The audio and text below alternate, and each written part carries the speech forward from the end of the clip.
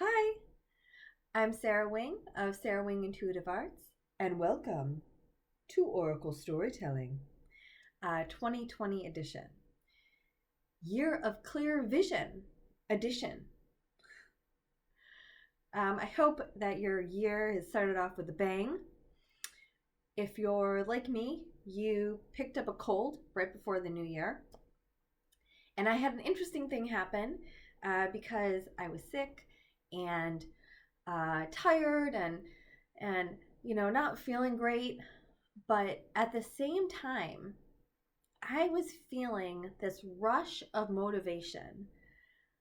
I like a crazy rush of motivation, and I was uh, telling people about it and kind of laughing about it to myself because here I am, I'm exhausted and tired, but I'm also um, so just like mysteriously motivated to work on projects. Or one night I'm sick, but I'm up till almost 1 a.m. watching motivational motivational talks.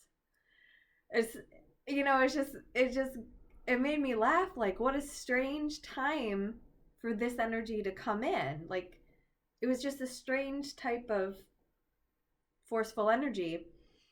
And I read that there was an alignment of Saturn and Pluto that hasn't happened since 1518, the year 1518, that one astrologer, when I was reading about it, called it the pressure to produce. And I thought, that just dropped in. That made so much sense because I can be motivated, but this was just so quirky. It was like, wow, I am bound and determined and really sick. So that's been happening. So I don't know if you felt that push to produce recently during that first week of January. Then on the 10th we had a lunar eclipse, and lunar eclipses make me think of one energy, so kind of conserving or being very conscious and aware of your energy. And also, I noticed that eclipses tend to bring things into me, bring people into me. So it's always interesting to see who communicates with me um, around that, let's say 24 hours around an eclipse. So I had some beautiful people I haven't heard from in a while come in, which is wonderful. And what else? Today Venus is in Pisces.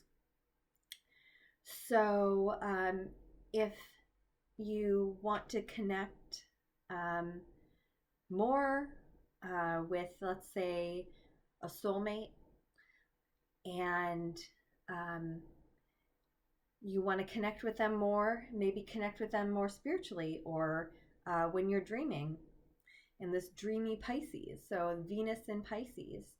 You can always ask, before you go to bed, ask to bring in the one you love or a soulmate into your dreams and connect with them there.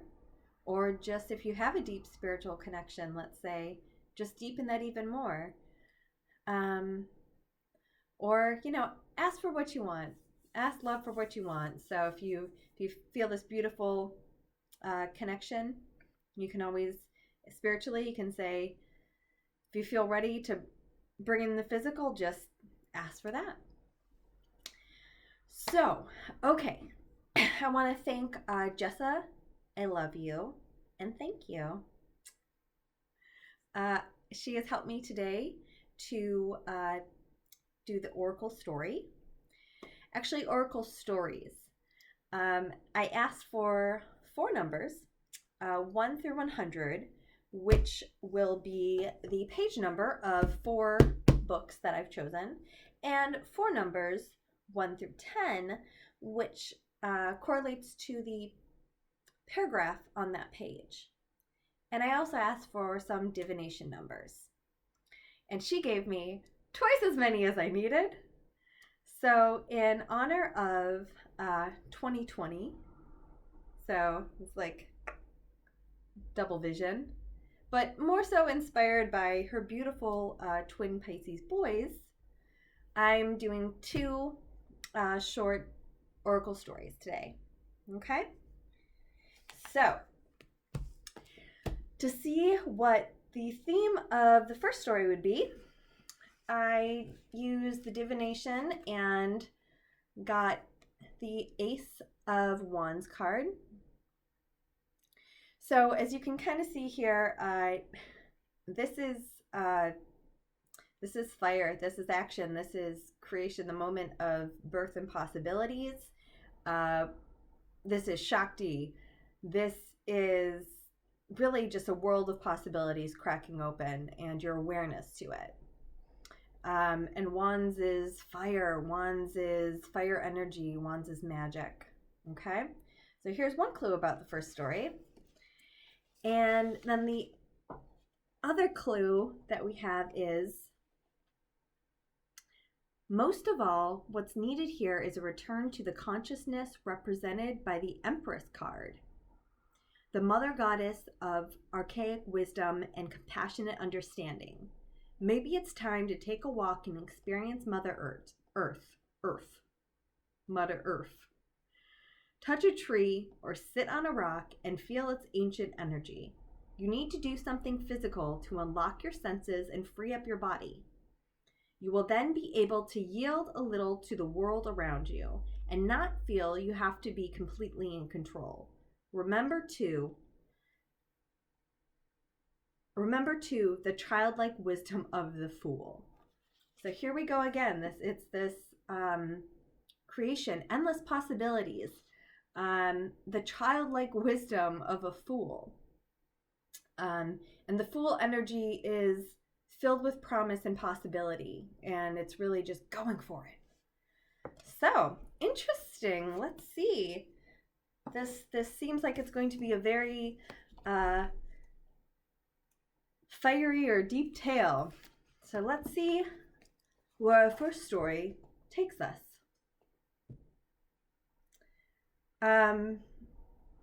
Oh yeah, it's beautiful synchronicities in this.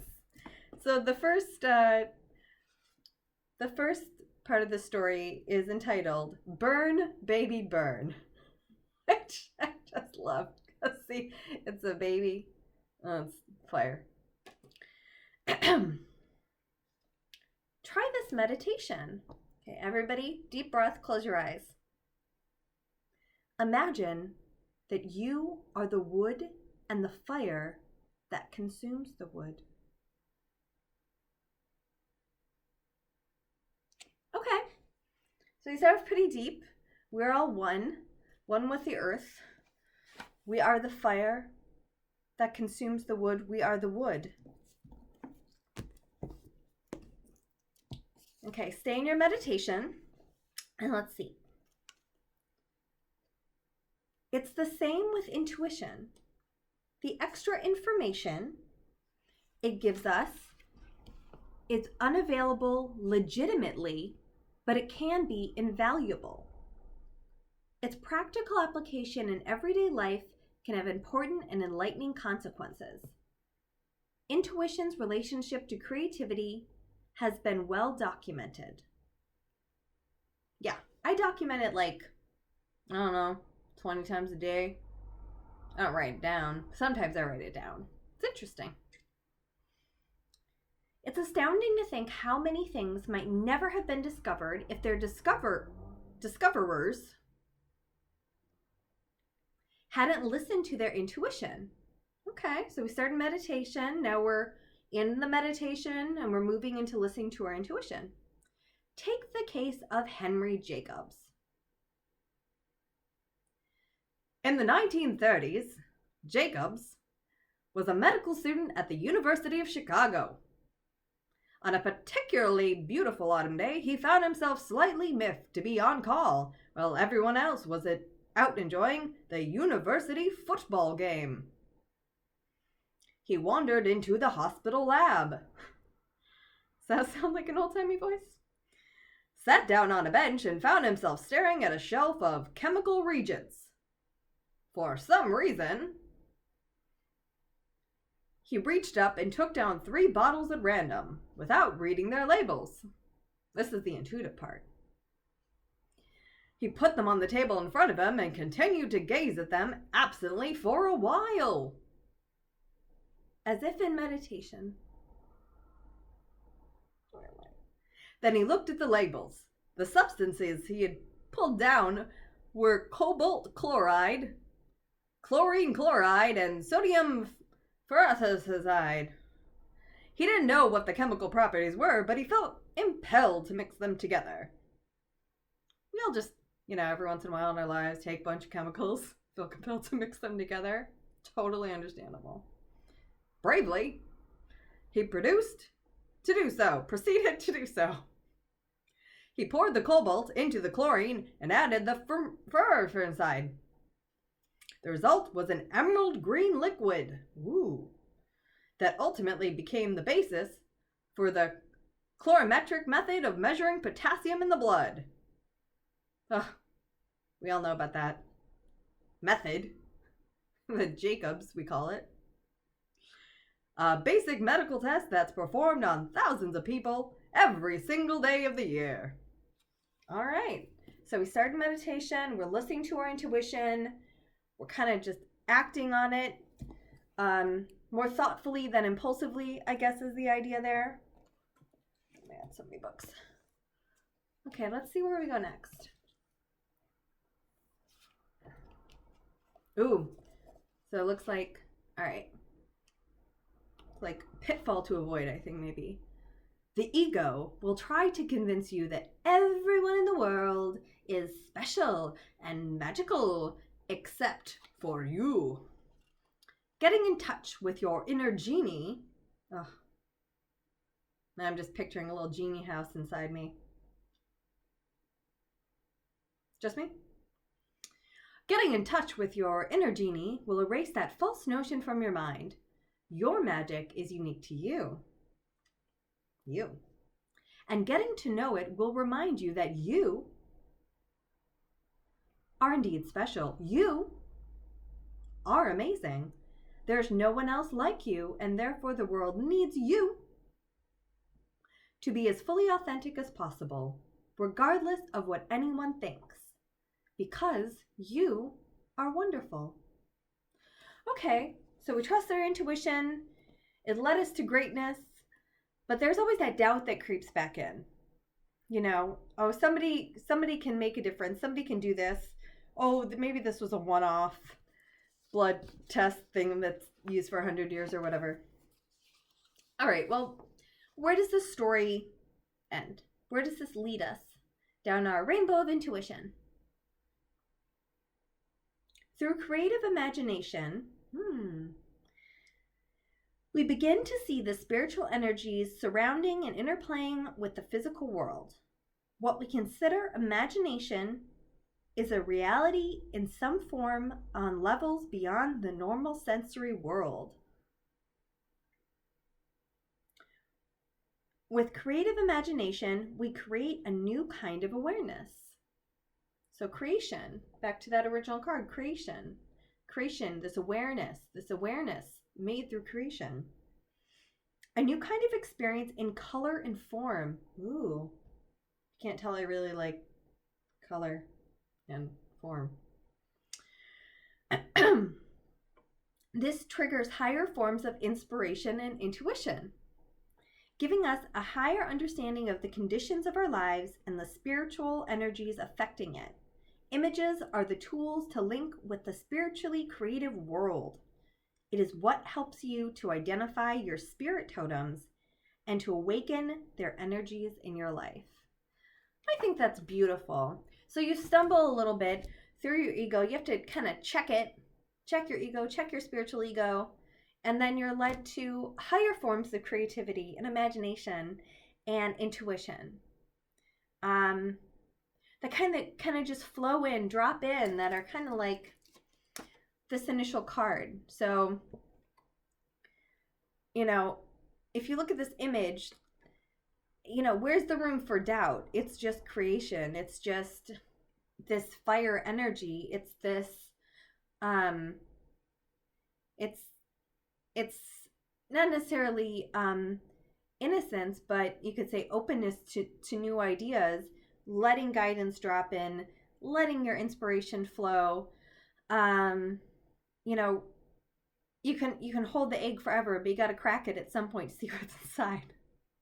So I think that's okay. All right. So our first tale got a lot of fire, got a lot of, it's kind of encouraging. So for anyone that needs that encouragement of, if they feel like they're awakened, maybe you're like awakening this year and it's a bit much for you, like your eyes feel like they've opened for the first time, but it's feeling more like the harsh light of day on your life than excitement. Maybe think about this story and kind of ponder on it. Think about the magic that's created when you find a few chemicals and mix them. What could possibly go wrong? So that's our first story. All right.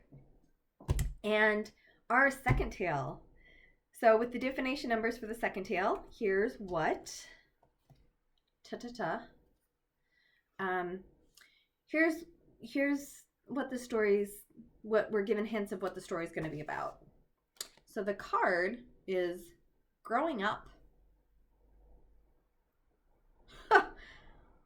So this makes me think of like kind of stumbling a little bit, like stumbles.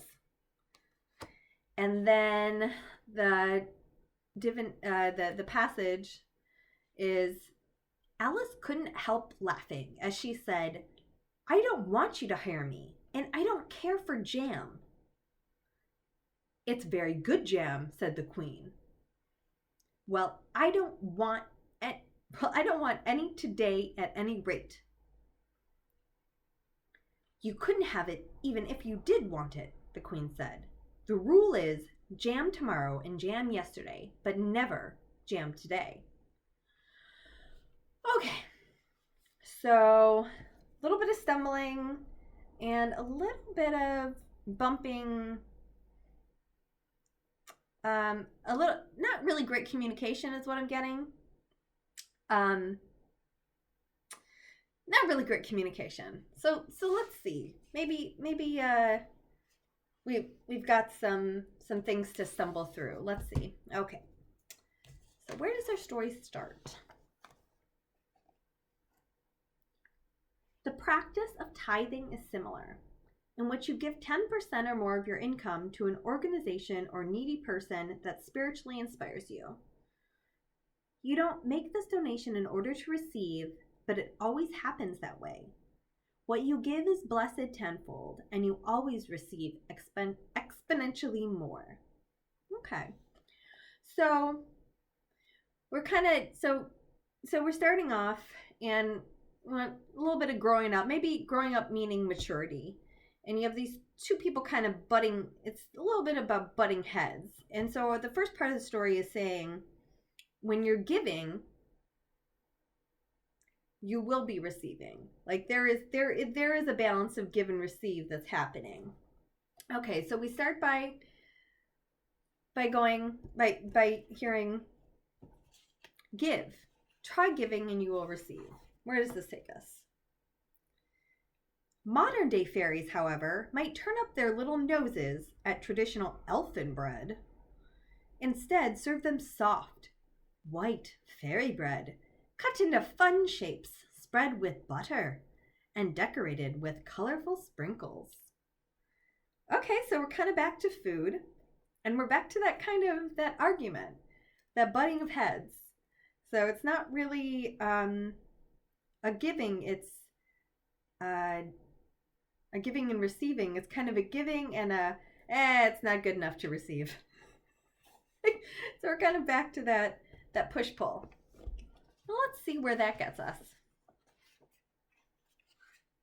Right in Bob's play, so like to play with others, interact with others, is not the same as right in Ellen's play.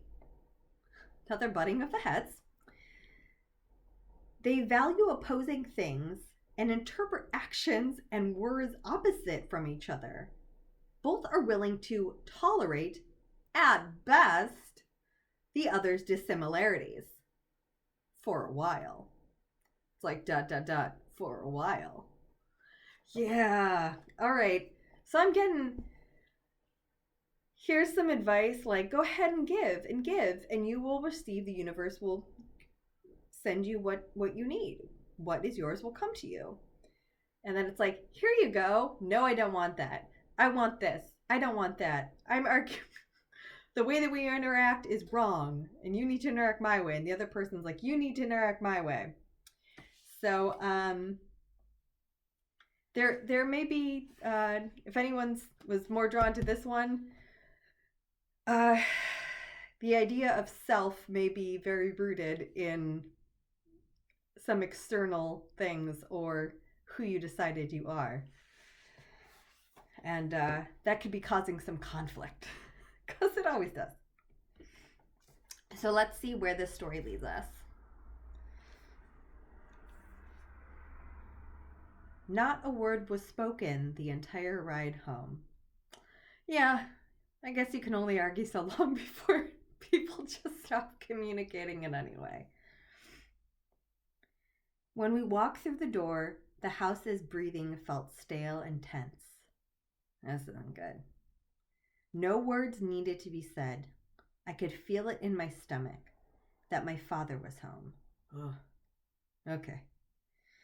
The stench of stale alcohol hit me, confirming my dread.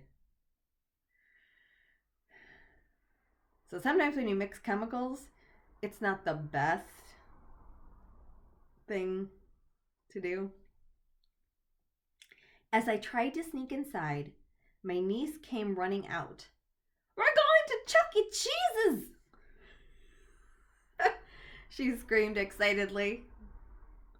But I knew I wasn't included in that we. Okay. So in this tale, I mean, we started off and we've got this card, growing up. Growing up is hard, right? We all think, oh, growing up is hard. It's hard because we're physically growing, we're mentally growing. There's all these things that are going on that are extremely noticeable and distracting to us. And a lot of conflict is stirred up. And, you know, I think it kind of starts off when you're young. And there was a mention of, it's all these different relationships between people where these heads are being butted. Whether you know them or not and know them very well, or you see them on occasion, there's this butting of heads. And like the idea of play. So maybe, you know, when you're younger, in this play, it's interaction. I have to be right, you have to be right. And when you grow up, it's like the interaction is now an office or something, and one person needs to be right and the other person needs to be right. Or it's a relationship on its own outside of any kind of work dynamic or volunteer or something. It's just two people, and one person has decided they have to be right, and so is the other person. And then kind of how that story ends is you see the lack of communication and butting heads. Communication being a giving and receiving, a listening and receiving, and a listening and receiving, and an acceptance that what is in the moment is and won't be in the next moment, and that change is, you know, change is inevitable, change will come. In the story, it kind of builds to a point where there's silence, and the person, you know, the one kid is yelling, "We're going to Chuck E. Cheese's," you know, and then you have the other person saying, but they knew they weren't part of who would be going to Chuck E. Cheese's. So it's kind of about the cycle of lack of communication, leading all the way to kind of feeling exclusion, right? Shut out, exclusion. So thought for that comes to mind is, if you find yourself in that kind of stalemate with anyone right now, and you want to change that position, um, you know, just be open to the idea that um, your your today won't be your tomorrow, or your now won't be uh, your week from now. Um, you know, have just even a general sense that there is, time brings change, and if you root yourself in this, if you're like, I know exactly who and where I am and what is right and everything right now, time changes and moves, and it's almost like it's painful, because it's almost like, imagine you're rooted, this is now, and then time moves and it's like stretching, and you can only stretch so far. It's painful before you have to kind of like uproot yourself, and the longer we wait to do that, the more painful it can be. It's like snapping back like a rubber band. Suddenly, this catch up to the progress, to the place that you've moved to, it can hit you like a rubber band. And maybe that's something that's happening too for anyone who feels like they're kind of more awake or awakening into this new decade, into the 2020, into the new year. You feel like you were rubber banded right into it. And if that's the case, then maybe just slow down as you're kind of emptying out your preconceived ideas, and allow a little time for rest or for healing. It's only going to do you and everybody else tons of good. So, all of these books, in whatever order I picked them up that I read today, were Be the Person You Want to Find by Sherry Huber, The Courage to Be Creative by Doreen Virtue, Fairies, Myths, Legends, and Lore by Alexander Skye, The Truth of Spirits by Carmel Joy Beard, Alice in Wonderland, Alice the Wonderland Oracle by Lucy Cavendish. We had the Mother Peace Tarot. Oh my God, there's 2 names on that. By Vicki Noble and someone else I can't think of. How to Be Your Own Genie by Radley Valentine.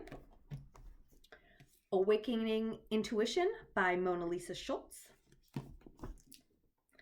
And Pronoia, The Antidote for Paranoia by Rob Brenzy. So I hope that that these stories connected with you, brought you a laugh or a thought, and that as you move into February and move into, or just the end of January, you move into a freer, smoother state of being, and feeling more grounded, or more loving, and more comfortable in whatever way that serves you in your highest good. And thank you again, Jessa, my beautiful cousin, and her beautiful twin babies, Kyrie and Kamani. Hi, babies. Like they're watching. They're not even one. But thank you again so much, and happy 2020. Happy year of clear vision. Until next time.